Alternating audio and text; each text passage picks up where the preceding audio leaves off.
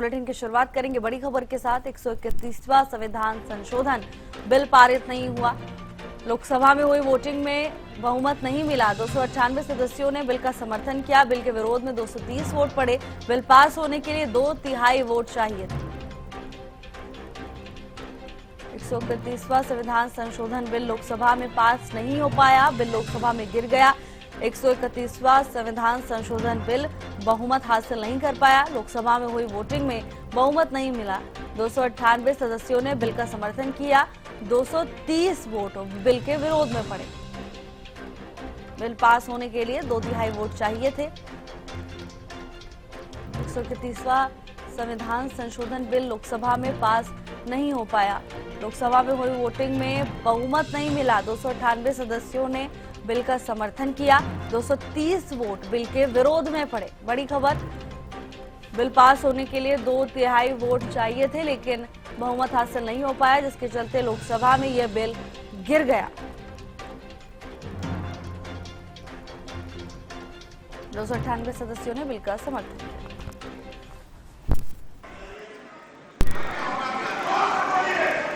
प्रश्न ये था कि भारत के संविधान का और संशोधन करने वाले विधेयक पर विचार किए जाए। शुद्धि के अध्ययन मत विभाजन इस प्रकार है।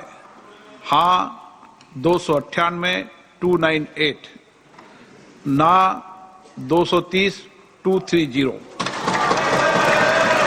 प्रस्ताव संविधान के अनुच्छेद 368 के उपबंधों के अनुसार सभा की कुल सदस्य संख्या के बहुमत द्वारा तथा सभा के उपस्थित और मत देने वाले सदस्यों के कम से कम 2/3 बहुमत द्वारा पारित नहीं हुआ। अब इस संविधान संशोधन पर विधेयक पर आगे की कार्रवाई करना संभव नहीं है। अतः संघ राज्य क्षेत्र विधि संशोधन विधेयक 2026 तथा परिसीमन विधेयक 2026 के संबंध में आगे की कार्रवाई पर निर्णय लेना है। माननीय सभापति महोदय, जो नतीजा आया है, ये इतना ऐतिहासिक और महत्वपूर्ण बिल पर देश का महिलाओं को अब सम्मान अधिकार देने का जो बिल है, उसको विपक्ष ने साथ नहीं दिया। बहुत खेद की बात है। और इस ऐतिहासिक पल को आप अपना एक मौका था, आपने गंवाया है। आदरणीय नरेंद्र मोदी जी के नेतृत्व में महिलाओं को जो सम्मान देने का, अधिकार देने का हमारा अभियान जारी रहेगा और हम अधिकार दे के ही रहेंगे आगे। संविधान पर आक्रमण था और इसको हमने हरा दिया है, तो अच्छी बात है। सर, जो सरकार कह रही है कि महिलाओं का विरोध किया, इस बात की आपके पर जो है विपक्ष को क्लियरली बोला है, हमने क्लियरली बोला है कि ये महिला बिल नहीं है। ये हिंदुस्तान का राजनीतिक जो स्ट्रक्चर है, इलेक्टोरल स्ट्रक्चर है, उसको बदलने की कोशिश है। ये हमने रोक दिया है।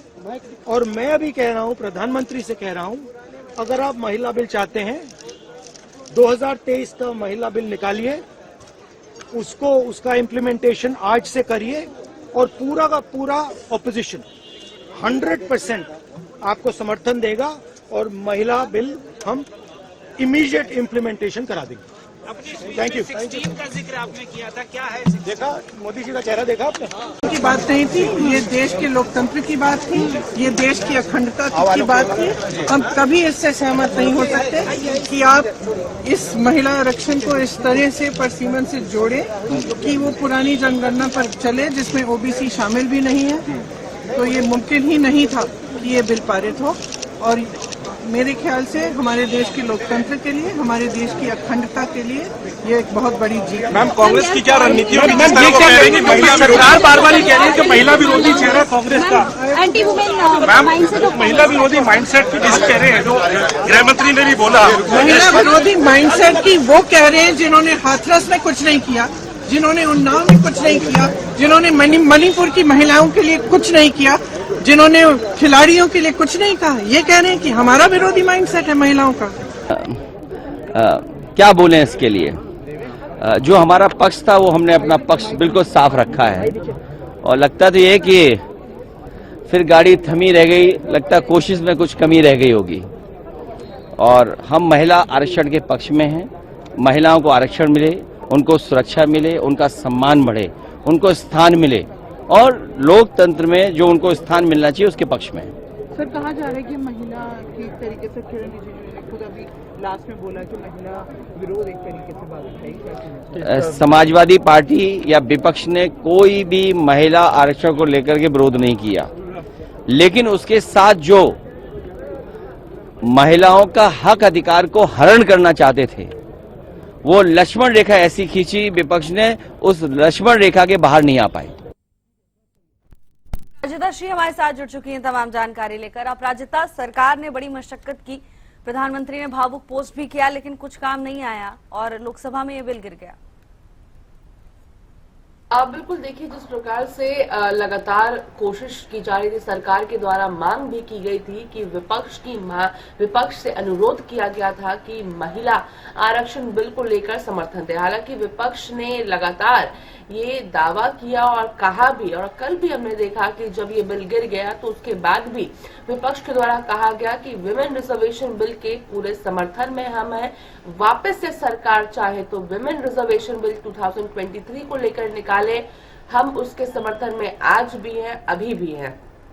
दिक्कत बाकी दोनों बिलों से है, आप दोनों बिल को लिंक नहीं कर सकते हैं। हालांकि सरकार के द्वारा बाकी दो बिल को पेश किया ही नहीं गया। कल जब विमेन रिजर्वेशन बिल गिर गया तो बाकी दो बिल को पेश किया ही नहीं गया, क्योंकि सरकार का ये कहना था कि जो परिसीमन वाली बिल है वो महिला रिजर्वेशन बिल से कनेक्टेड है। अगर महिला रिजर्वेशन बिल नहीं पास हुई तो इसका पास करने का कोई अर्थ नहीं बनता। आज अब तीसरा दिन है, आखिरी दिन है स्पेशल सत्र का। अब देखने वाली बात होगी कि क्या कुछ चीजें संसद परिसर में रहती है, क्योंकि संभव है कि सत्तारूढ़ पार्टी के द्वारा पूरी तरीके से विपक्ष को घेरने का काम आज किया जा सकता है। क्योंकि कल हमने देखा था, कल की बात कर ली जाए या पहले दिन की बात कर लेते हैं, लगातार गृह मंत्री अमित शाह, प्रधानमंत्री नरेंद्र मोदी, ये तमाम एनडीए की बात करते तो उनके द्वारा एक साइलेंट धमकी हम कह सकते हैं कि जरूर दिया गया था कि जो भी विमेन रिजर्वेशन बिल को नहीं पास होने देगा, जनता उसका हिसाब मांगेगी और केवल थोड़े समय के लिए नहीं बल्कि लंबे समय तक इसका हिसाब चुकाना पड़ेगा। संभव है कि आज चाहे संसद परिसर की बाहर की बात की जाए या अंदर की बात की जाए, सत्ता पार्टी विपक्ष को घेरती हुई नजर आ सकती है महिला आरक्षण बिल को लेकर। अब वहीं विपक्ष का ये कहना है कि आप यानी सरकार महिला आरक्षण बिल पास नहीं करवाना चाहती थी, क्योंकि बिना वजह, बिना किसी कारण के एक और बिल को पारित करने की कोशिश की जा रही थी महिला रिजर्वेशन बिल के आड़ में, जो सही नहीं था, जो हमारे डेमोग्राफिक स्ट्रक्चर को बिगाड़ देता, ओबीसीओ का अधिकार ले लेता, कई राज्यों का अधिकार ले लेता, तमाम तरह की बातें कही जा रही है। अब देखने वाली बात होगी कि किस प्रकार से क्या कुछ चीजें आज की जो सेशन की कार्रवाई में रहती है। मगर ये तय है कि हंगामेदार आज का सेशन रहने वाला है, क्योंकि नाराजगी सत्तारूढ़ पार्टी के चेहरे पे कल जरूर नजर आई थी, क्योंकि काफी कोशिश की जा रही थी कि 33% जो आरक्षण है वो महिलाओं को लोकसभा और विधानसभा में मिल सके। मगर विपक्ष का ये कहना कि केवल महिला आरक्षण बिल को लेकर आया जाए, वहीं आनन फानन में समय को लेकर भी सवाल किया जा रहा था, किसी और बिल को साथ मिलाने को भी लेकर सवाल किया जा रहा था। जी बिल्कुल अपराजिता, हालांकि अब ऐसे में यह महत्वपूर्ण हो जाता है कि आज क्या कुछ होता है, क्योंकि लगातार अब सरकार की ओर से यही संदेश देने का काम किया जा रहा है कि विपक्ष की ओर से महिलाओं का समर्थन नहीं किया गया, महिलाओं का विरोध किया गया है। आज इस पूरी स्थिति में आज का सत्र हंगामेदार हो सकता है अपराजिता? बिल्कुल, देखिए आज का जो सत्र है वो अंदर या बाहर की बात की जाए तो हंगामेदार देखने को मिल सकता है। संभव है कि भारतीय जनता पार्टी के कुछ सांसद विपक्ष के विरोध में नारेबाजी करते हुए नजर आ सकते हैं मकर द्वार पर। इसके अलावा आरोप प्रत्यारोप का सिलसिला भी आज देखने को भरपूर मिलेगा, क्योंकि सत्तारूढ़ पार्टी का ये दावा है कि विपक्ष के वजह से महिलाओं को उनका अधिकार नहीं मिल पाया। वहीं विपक्ष का यह आरोप सरकार पर है कि सरकार चाहती ही नहीं थी, उनकी नीयत सही नहीं थी, जिस वजह से जो महिला आरक्षण बिल पास नहीं हो पाया। अगर सरकार चाहती तो केवल महिला आरक्षण बिल यानी जो 2023 में लेकर पारित हुआ था उसे लेकर सामने आती, उसे संशोधित करने के लिए लेकर आती, बल्कि दूसरे बिल को साथ में नहीं लगाती। यानी आरोप प्रत्यारोप का सिलसिला यहाँ पर आज भरपूर देखने को मिल सकता है। जी बिल्कुल अपराजिता, देखना होगा क्या कुछ होता है। धन्यवाद आपका तमाम जानकारी के लिए।